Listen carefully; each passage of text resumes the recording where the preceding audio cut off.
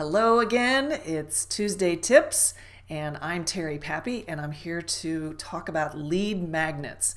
Now, what I want to cover today are three absolutely critical things about your lead magnet that you probably haven't really been thinking about, because I keep running into lead magnets where they spend, the people that are getting you to opt in are spending all this time, all this effort, and ad dollars if it's something they're doing through Facebook or some other channel, where they're trying to get your attention, trying to get you to download their lead magnet, give you their email address, and they make a big display, whether they're doing a video or whether they're doing this big long sales letter, whatever it is.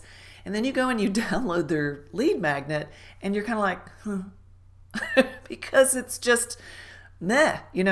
So what I want to do is give you three critical things that will take the meh out of any lead magnet and make it a slam dunk for your business. So the first thing is how you name the file of your lead magnet. So this probably is more pertaining to something that you would download and store on your computer or your laptop. Now, why I'm saying, specifically about the file name, like if it's a PDF, is you have to remember that most of the people that are going to be consuming your content, you're not the only one that they're consuming content for. So, for example, when I download someone's lead magnet, what I do is I have a couple of folders, one in particular, where I store the lead magnets of the people that, I'm learning from or watching or trying to understand what they're doing with their marketing. And when I go into that folder, it's like a zoo. Every file name is named something different.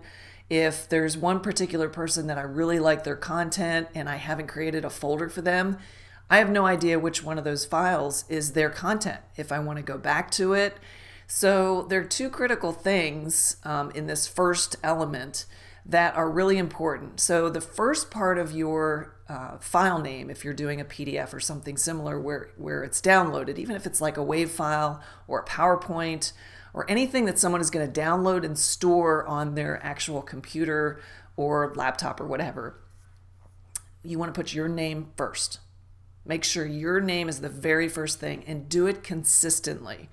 Now, one of the easiest ways to read a file is initial caps. Okay, you can put underscores, like for me it'd be cap T ERRY underscore cap P APPY underscore, and then the name of the actual tip sheet or file or topic. So you want to have it be contextual. So that way when they're going through that long list of file or wherever they've stored your particular download, or even if they're keeping it in as an email in a folder in their email client like Gmail or Outlook, then they can easily go through and say, oh, this is that blah blah, so it's from Terry Pappy and it's about, this is the cheat sheet for XYZ. So that way the file name actually does some heavy lifting for you.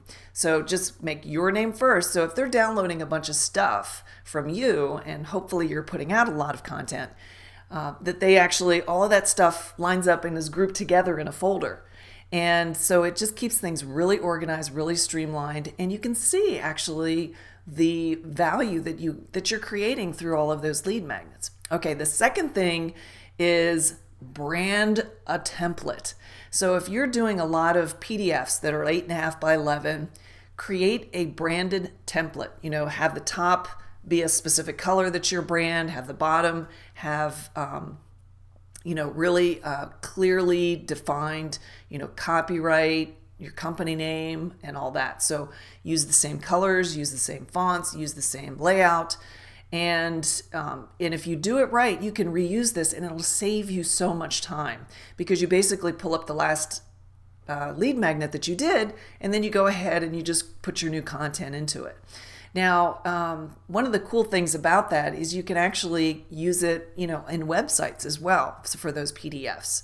Same thing if you're doing a video, like let's say you're doing a mini video series.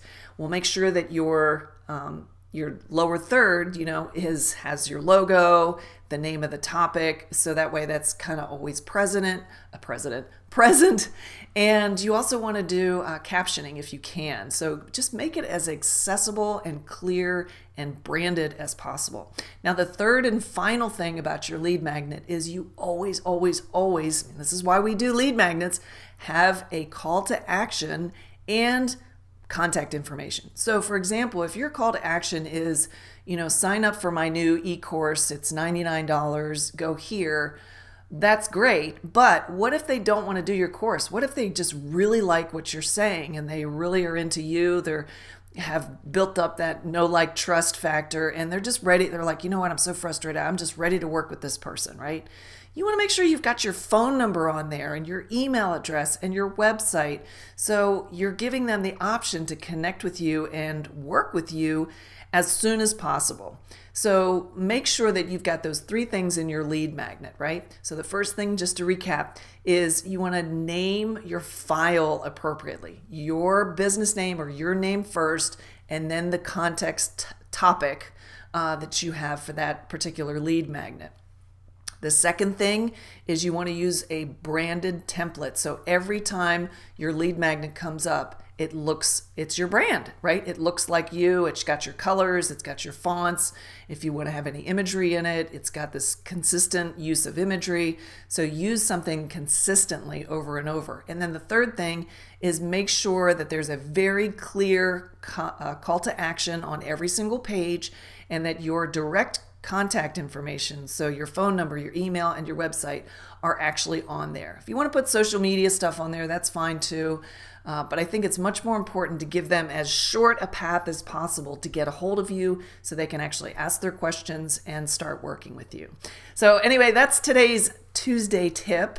And I hope you can make much more powerful, effective, and professional lead magnets to help forward your message and the business of you. So if you have any questions about lead magnets or anything that we talk about on these videos, feel free to reach out to me, Terry@better3.com, or hop on over to better3.com and check out what we've got going on over there. I hope you have a great rest of your Tuesday, and we will see you soon on the next Tuesday Tips. Thanks.